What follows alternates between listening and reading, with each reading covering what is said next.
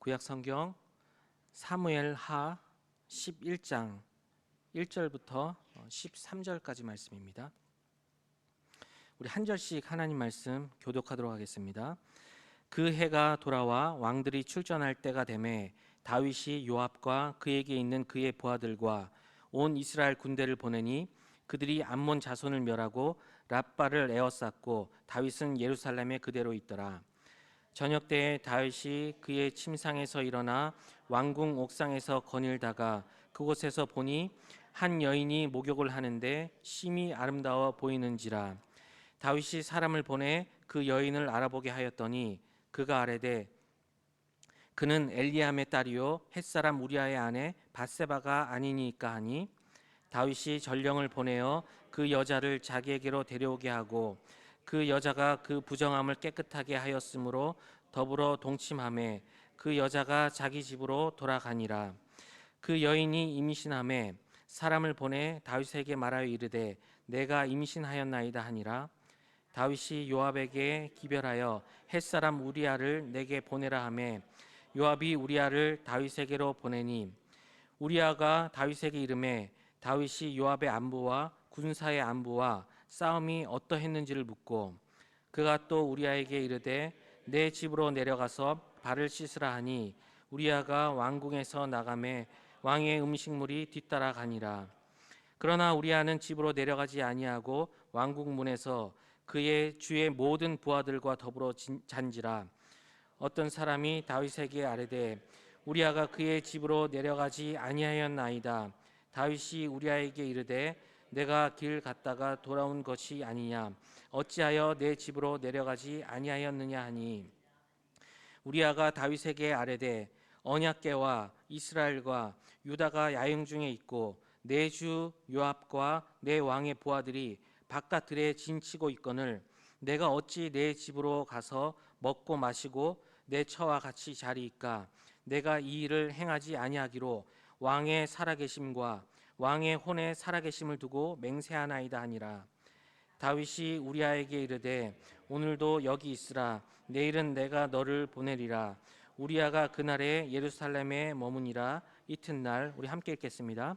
다윗이 그를 불러서 그로 그 앞에 먹고 마시고 취하게 하니 저녁 때에 그가 나가서 그의 주의 부하들과 더불어 침상에 눕고 그의 집으로 내려가지 아니하니라. 아멘. 오늘 우리가 이 본문 말씀을 13절까지 이렇게 좀 살펴보았지만 사실은 13절까지가 아니라 11장 좀 전체 내용을 우리가 좀 생각해 보면서 우리가 뭐 13절까지 보았지만 그 뒤 내용들 여러분 잘 알고 계시는 말씀입니다. 그래서 우리가 좀 전체 내용을 보면서 하나님께서 우리에게 주고자 하는 말씀을 우리가 좀 깨닫는 그 은혜가 있길 바랍니다. 여러분 그 최근에 갑자기 뭐 여러 명의 연예인들에게 굉장히 뭐 크고 작은 그런 사건들이 뭐 계속해서 터져 나오고 있습니다. 뭐 이 사람 저 사람 뭐 이 일 저 일이 계속 지금 터져 나오고 있습니다. 그런데 이런 일이 있을 때마다 늘 비슷하게 반복되는 그런 패턴이 있습니다. 사실은 뭐 연예인들도 물론 이제 공인이지만 연약한 인간이고 또 실수할 수 있고 잘못을 저지를 수 있습니다. 참 안타까운 것은 참 그럴 때 자신의 어떤 잘못된 부분을 정말 진솔하게 이렇게 시인하면 참 좋겠지만 그렇지 않은 이 다른 패턴들이 계속 반복됩니다. 뭐냐면 처음에는 자신이 아니다 하는 것을 뭐 어떻게든지 뭐 꼬리에 꼬리를 물면서 계속 거짓을 이야기합니다.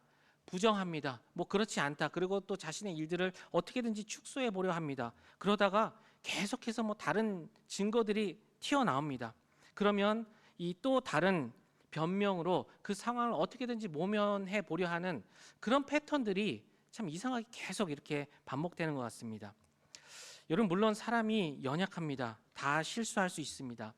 하지만 이분들이 제가 아까도 이야기한 것처럼 정말 진솔하게 그 잘못을 참 시인하면 참 좋겠지만 그 처리해 가는 과정들은 어떻게 보면 비판받아 마땅한 그런 처리 과정의 모습이 분명히 있는 것 같습니다. 하지만 우리가 이런 사건들을 보면서 절대 잊지 말아야 할 것이 하나 있습니다. 바로 우리 또한 그들과 크게 다르지 않다. 우리도 그들과 같은 연약한 인생이다 하는 것을 우리는 분명히 알아야 합니다. 다시 말해서 오늘은 우리가 지금 누군가를 비난합니다. 저 사람은, 저 정치인은 왜 저렇게 행동할까? 왜 저랬을까? 이래야 되는데 라고 우리가 비난하지만 내일은 우리 자신이 그 비난을 동일하게 우리가 받을 수 있다 하는 것을 우리가 잊지 말아야 합니다. 이런 점에서 오늘 우리가 함께 읽은 말씀은 여러분 절대 우리와 무관한 말씀이 아닙니다. 그러므로 이 말씀을 통해서 죄가 무엇인지 다시 한번 깨닫고 죄를 멀리하고 거룩하신 하나님의 자녀답게 살기 위해서 우리가 어떠한 모습으로 서 나가야 할지 그렇게 깨달아가는 그 은혜가 오늘 이 시간 우리 가운데 있기를 간절히 바랍니다. 오늘 이 본문 말씀 너무나 유명한 이야기죠. 잘 아는 이야기입니다. 바로 다윗이 자신의 부하인 이 우리아의 아내 밧세바를 범하고 간음한 사건이 나옵니다. 우리 본문 1절 말씀을 다시 한번 읽어보겠습니다. 1절입니다. 그 해가 돌아와 왕들의 출전할 때가 되매 다윗이 요압과 그에게 있는 그의 부하들과 온 이스라엘 군대를 보내니 그들이 암몬 자손을 멸하고 랍바를 에워쌌고 다윗은 예루살렘에 그대로 있더라. 그런데 우리가 이 말씀을 조금 주의 깊게 살펴보면 다윗 가운데 이미 좀 문제가 있지 않았나 하는 것을 우리가 생각해 볼 수 있습니다. 1절 지금 서두에 보면 왕들이 출전할 때가 되었다 이렇게 말씀합니다. 왕들이 출전할 때가 되었다. 그런데 지금 이스라엘의 왕인 다윗이 어디 있습니까? 출전한 것이 아니라 이 전쟁에 출전한 것이 아니라 마지막 부분을 보면 1절 마지막 부분을 보면 다윗은 예루살렘에 그대로 있더라 이렇게 말씀합니다. 여러분 지금 온 이스라엘 군대가 목숨을 내놓고 싸워야 하는 지금 전쟁터에 다 나가 있습니다. 피 튀기는 그 전쟁 가운데 있는데 그들의 최고 지휘관인 이 다윗이 어디 있습니까?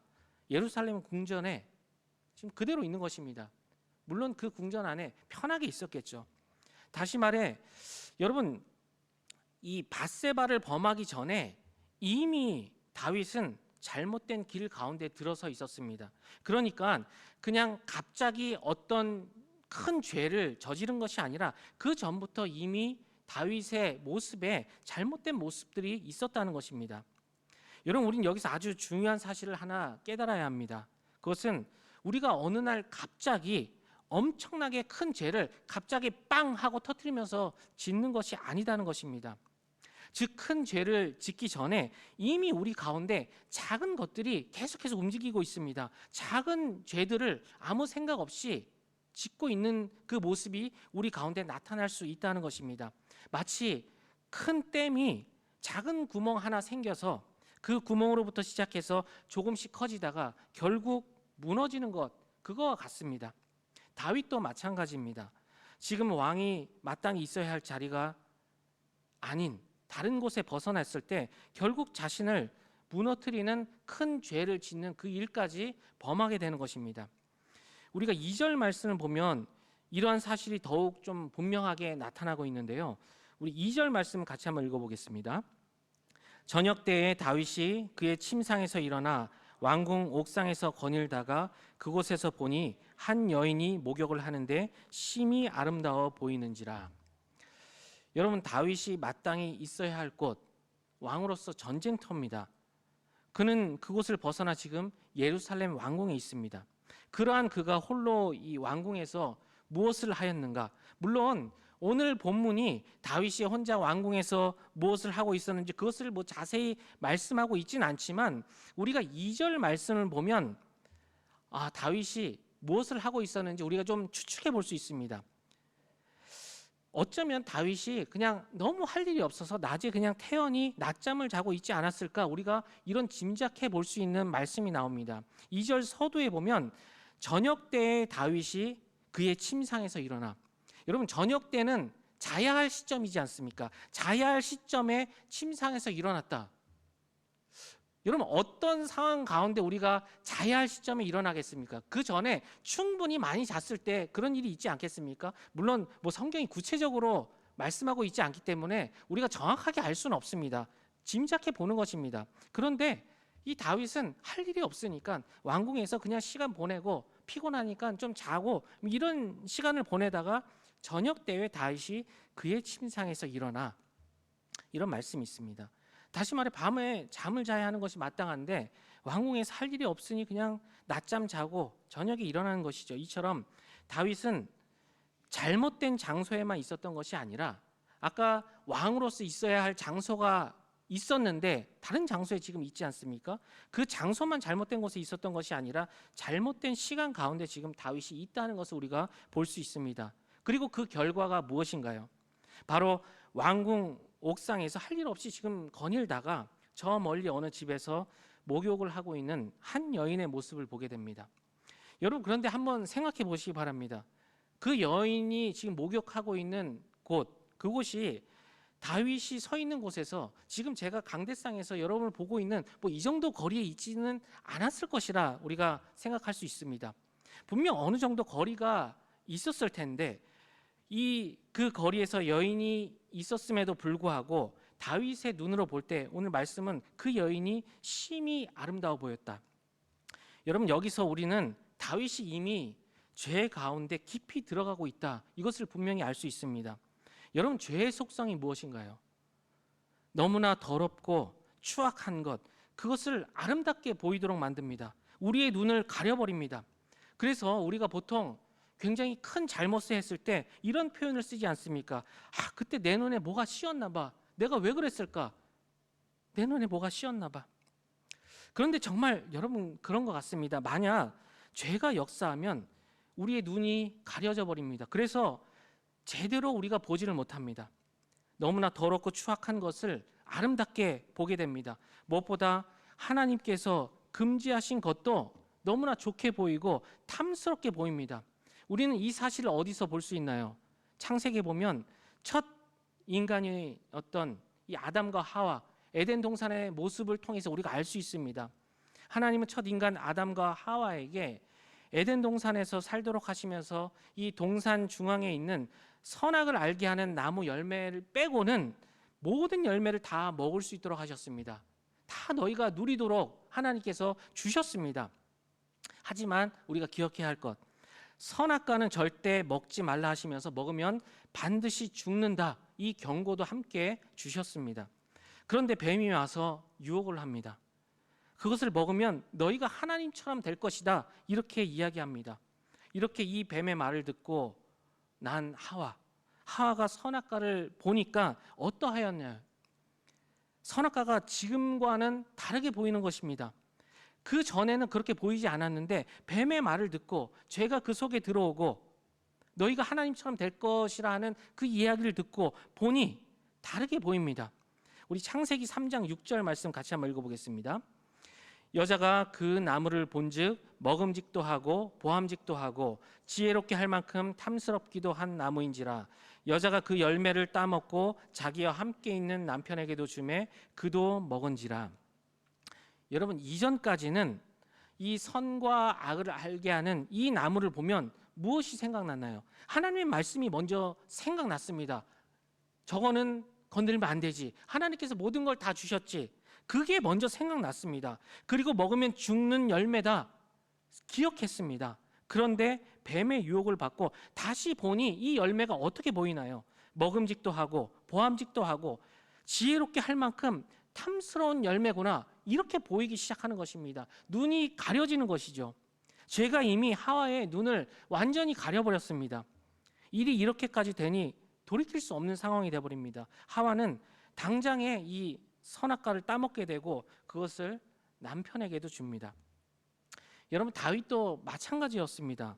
여인이 심히 아름답게 보이자 이제는 주체할 수가 없습니다. 그 욕정을 참을 수가 없는 것입니다. 그래서 다윗은 당장 이 신하를 시켜서 그 여인이 누군지 알아보게 합니다. 우리 3절 말씀 같이 한번 읽어보겠습니다. 다윗이 사람을 보내 그 여인을 알아보게 하였더니 그가 아뢰되 그는 엘리암의 딸이요 햇사람 우리아의 아내 밧세바가 아니니까 하니. 다윗이 훔쳐본 이 목욕하던 여인의 정체는 이 엘리암의 딸 그리고 햇사람 우리아의 아내 밧세바였다 하는 것입니다. 그런데 이 밧세바의 남편이었던 우리아는 여러분 잘 아시는 것처럼 다윗의 충성된 장군 가운데 한 명입니다. 즉 이 밧세바는 자신의 어떤 신하의 아내였던 것입니다. 하지만 이미 다윗의 눈은 멀었습니다. 죄로 인해 완전히 가려졌습니다. 그 마음은 욕정으로 불타오릅니다. 분명 자기 신하의 아내라 하는 사실을 사람을 보내서 알게 됐지 않습니까? 알게 되었음에도 불구하고 다윗은 전혀 개의치 않습니다. 그래서 결국 밧세바를 데려와 동침하게 됩니다. 다윗은 이 일로 말미암아서 간음하지 말라 하는 이 10계명의 7계명을 범하고, 또 우리 10계명의 10번째 계명을 보면 내 이웃의 아내를 탐내지 말라, 이 계명도 범하고, 지금까지만 해도 지금 10계명 중에 무려 2개의 계명을 지금 동시에 범하고 있습니다. 여러분, 그런데 중요한 것은 죄는 그것으로 끝나지 않습니다. 죄는 계속해서 그 죄를 낳게 됩니다. 다윗이 이 밧세바와 동침한 후에 문제가 생겼습니다. 바로 밧세바가 임신을 하게 됩니다. 우리 5절 말씀 같이 한번 읽어봅니다.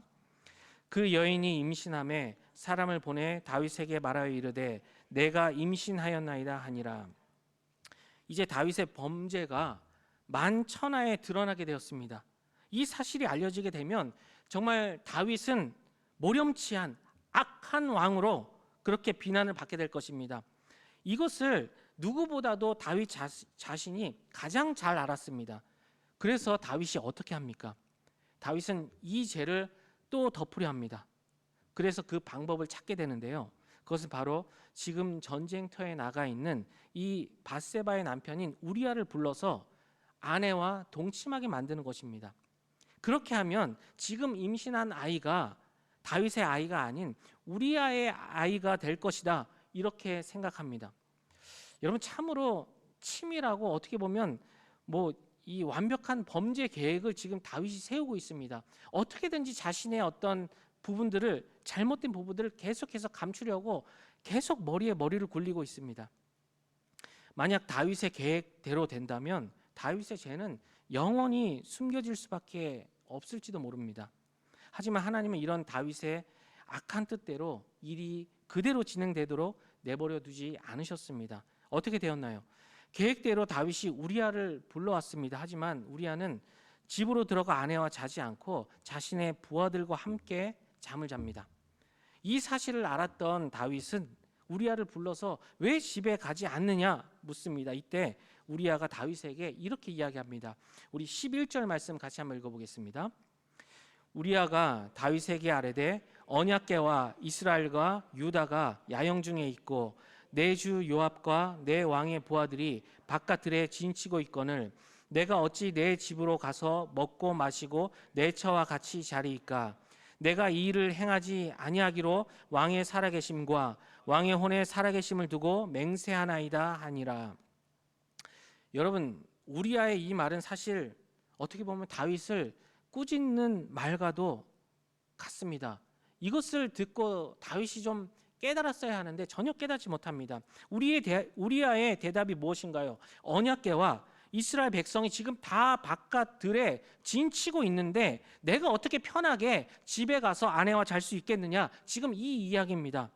여러분, 사실 일개 장군인 우리아도 이런 마음을 가지고 있다면, 이런 마음을 가지고 내가 어떻게 혼자 편하게 있을 수 있느냐 하며 바깥에서 부하들과 잔다면, 여러분, 한 나라의 왕인 다윗 어떻게 행동해야 마땅하겠습니까? 하지만 다윗은 전쟁터에 가지도 않았을 뿐 아니라 오히려 편안히 왕궁에서 자신의 부하 아내, 그 아내를 데리고 와 동침하고, 또 다윗의 죄가 얼마나 큰지를 지금 계속해서 보여주고 있습니다. 하지만 죄에 눈이 멀었던 다윗은 자신의 죄를 전혀 깨닫지 못합니다. 그리고 우리아의 말에 전혀 귀를 기울이지 않습니다. 여러분, 죄의 무서움이 바로 여기 있습니다. 사랑하는 여러분, 꼭 기억하시기 바랍니다. 죄는 우리의 눈을 완전히 멀게 하고 우리가 바른 생각을 하지 못하도록 만듭니다. 우리의 생각을 완전히 마비시켜 버립니다. 오직 내 마음에 원하는 것들만 보게 하고 내 생각대로 행동하게끔 만듭니다. 그것이 죄의 속성입니다. 그 결과 다윗은 어떻게 행동하게 되나요? 자신의 계획대로 이 우리아가 밧세바와 좀 동침하게 만들려고 했는데 그렇게 되지 않자 그를 다시 전쟁터로 보냅니다. 하지만 그냥 보내는 것이 아니라 이 군대 사령관인 요압에게 이 편지를 줘서 보냅니다. 그런데 이 편지 내용이 무엇인가요? 살인 계획입니다. 우리아를 맹렬한 전쟁터 앞에 앞세우게 하고 너희는 뒤로 빠지라 이것이죠. 그래서 우리아를 죽게 만들라 살인 명령하는 편지를 우리아의 손에 보내게 됩니다. 지금 신하의 아내를 빼앗아 임신시킨 것도 모자라서 이제 그 여인의 남편을 죽이는 일까지 다윗이 계획하고 있습니다. 죄가 계속해서 죄를 낳게 되는 것입니다. 죄는 결코 한 번으로 끝나지 않습니다. 점점 더 큰 죄를 낳게 됩니다. 결국 우리아는 다윗의 뜻대로 전쟁터에서 어이없이 죽게 됩니다. 그런데 우리아 한 사람만 죽은 것이 아니라 우리아를 죽이기 위해서 함께 보냈던 사람들도 전부 같이 죽게 됩니다. 이처럼 다윗이 자신의 죄를 덮기 위해서 우리아를 포함한 자신의 부하들을 사지로 몰고 결국은 이들이 억울한 죽음을 당하게 됩니다. 이제 다윗은 우리아가 죽었다 하는 이 소식을 전해 듣고는 그의 장례를 마치자마자 어떻게 행동하나요? 밧세바를 이제는 아예 왕궁으로 데리고 와 아내로 삼습니다. 여러분, 이것은 자신의 죄를 완벽하게 덮기 위해 마지막까지 발버둥 치고 있는 다윗의 모습이 아닌가 하는 생각을 해봅니다. 어쩌면 이때 다윗은 이제 다 됐다. 모든 것이 완벽하게 해결되었다. 이제는 아무도 이 사실을 알지 못한다. 이렇게 생각했을지도 모릅니다. 어느 누구도 자신의 범죄를 알지 못할 것이라 아마 확신했을 것입니다. 하지만 이것은 다윗의 철저한 착각이었다. 이것이 곧 드러나게 됩니다. 비록 사람들 중에는 다윗의 잘못을 들춰낼 수 있는 사람이 없었을지 몰라도 다윗이 절대 속일 수 없는 분이 한 분 계십니다. 바로 하나님이십니다. 우리 사무엘하 11장 27절 말씀 같이 한번 읽어보겠습니다. 그 장례를 마침에 다윗이 사람을 보내 그를 왕궁으로 데려오니 그가 그의 아내가 되어 그에게 아들을 낳으리라. 다윗이 행한 그 일이 여호와 보시기에 악하였더라. 여러분, 사람들 눈에는 다윗의 범죄가 완전히 감춰진 것 같지만 하나님 눈은 절대 속일 수가 없습니다. 지금 우리가 방금 읽었던 27절을 보면 그 일이 여호와 보시기에 악하였다. 성경은 분명히 말씀하고 있습니다. 즉 다윗 자신의 범죄를 이 완벽하게 숨겼다 생각할 그때, 다윗이 이제 모든 것이 완벽하게 끝났구나 생각할 그때 하나님은 불꽃 같은 그 눈으로 모든 범죄 사실을 다 보고 계셨습니다. 그리고 하나님은 나단 선지자를 보내셔서 다윗의 죄를 완전히 드러내시고 폭로하시고 그 죄로 말미암아 심판받게 됩니다. 사랑하는 여러분, 우리는 오늘 이 말씀을 통해서 하나님 앞에서 감출 수 있는 완벽한 범죄는 절대 있을 수 없다 하는 사실을 분명히 배워야 합니다. 우리가 잠깐 사람의 눈은 속일 수 있습니다. 혹 이 세상 살면서 어쩌면 그 누구에게도 우리의 죄를 들키지 않을 수도 있습니다. 그렇게 그냥 정말 아무도 모르게 끝다 버릴 수도 있습니다. 하지만 분명한 사실은 우리는 누구나 죽은 후에 예외 없이 하나님 심판대 앞에 서게 되는데 그 심판대 앞에서 우리 모든 죄가 만천하에 분명하게 드러나게 된다는 사실, 그것을 우린 기억해야 합니다. 여러분, 완전 범죄는 절대 있을 수 없습니다. 다만 잠시 감춰진 것에 불과합니다. 그러므로 어떠한 작은 죄라도 우리는 하나님 앞에서 회개할 수 있는 그 은혜가 우리 모두에게 있어야 합니다. 여러분, 하나님을 속이려 하는 것보다 어리석은 것은 없습니다. 무엇보다 우리는 하나님이 미워하시는 사람이 죄인이 아니라, 여러분, 죄인을 위해 오셨다 말씀합니다. 죄인을 미워하시는 것이 아니라 바로 죄를 부인하는 사람을 하나님께서 미워하신다. 이것을 우리는 분명히 알아야 합니다. 우리 요한 1서 1장 8절에서 9절 말씀 같이 한번 읽어보겠습니다. 만일 우리가 죄가 없다고 말하면 스스로 속이고 또 진리가 우리 속에 있지 아니할 것이요, 만일 우리가 우리 죄를 자백하면 그는 미쁘시고 의로우사 우리 죄를 사하시며 우리를 모든 불의에서 깨끗하게 하실 것이요. 아멘. 사랑하는 여러분, 하나님은 어떤 죄라도 우리가 죄를 가지고 하나님 앞에 나와 진실되게 고백할 때 우리 죄를 사하시고 또 모든 불의에서 우리를 깨끗하게 해주는 분이심을 여러분 믿으시기 바랍니다. 철저하게 회개하고 용서를 구하는 죄인에게 하나님은 소망을 주십니다. 그러므로 어떠한 죄든지 다윗처럼 계속해서 감추려고 하는 그런 어리석은 모습이 아니라 오히려 하나님 앞에 나와서 철저하게 회개하고 용서 구할 때 참된 소망을 우리가 가질 수 있습니다. 무엇보다 우리는 이렇게 위대했던 다윗 하면 얼마나 위대한 하나님의 사람이었습니까? 그 위대한 다윗이 이렇게 한순간에 무너졌다 하는 사실 또한 우린 절대 잊지 말아야 합니다. 여러분, 다윗은 하나님의 어마어마한 은혜를 받았던 사람입니다. 다윗이 뭐라고 고백하나요? 내가 무엇이기에 이런 은혜를 받습니까? 하나님으로부터 내가 어떻게 이런 은혜를 받습니까? 이렇게 고백했던 것이 다윗입니다. 그렇게 고백할 정도로 큰 은혜를 누렸던 사람이 다윗입니다. 하지만 그 다윗도 한순간에 무너집니다. 그러므로 죄의 위력이 얼마나 강력한지 우리는 분명히 알아야 합니다. 그렇기 때문에 우리는 바울이 우리에게 주는 경고의 말씀에 귀 기울여야 합니다. 우리 고린도전서 10장 12절 같이 한번 읽어보겠습니다. 그런즉 선질로 생각하는 자는 넘어질까 조심하라. 아멘. 여러분, 나는 절대 그럴 일 없어. 나는 문제 없어.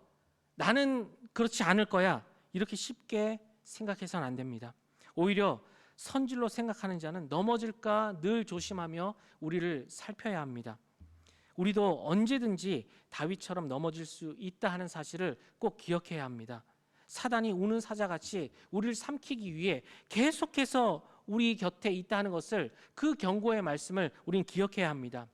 여러분, 시대가 너무나 악합니다. 그래서 죄를 죄로 여기지 않는 그 시대, 죄인데도 죄라고 이야기하지 못하고 죄로 생각하지 못하고 아무렇지도 않게 그 행동을 하는 그 시대에 지금 우리가 살아가고 있습니다. 하지만 아무리 작은 죄라도 절대 무시해서는 안 됩니다. 그러므로 우리는 항상 죄를 두려워하고 죄를 미워하고 하나님의 뜻을 행하기 위해서 온 힘을 다해 발버둥 쳐야 합니다. 다윗처럼 잘못된 자리에 있지 않고 잘못된 시간에 서 있는 것이 아니라 코람데오 하나님 앞에서 늘 하나님 앞에 서 있는 우리가 되어야 합니다. 정말 바라기는 오늘 기도하기 위해 오신 우리 모두가 이 다윗의 모습을 보며 다시 한번 반면교사 삼아 아무리 작은 죄라도 무시하지 않고, 만약 하나님께서 우리에게 죄를 깨닫게 해주신다면 진심으로 하나님 앞에 나아가 회개하고 항상 하나님 뜻대로 살기 위해 온 힘을 다하는 우리 모두가 될 수 있길 바랍니다.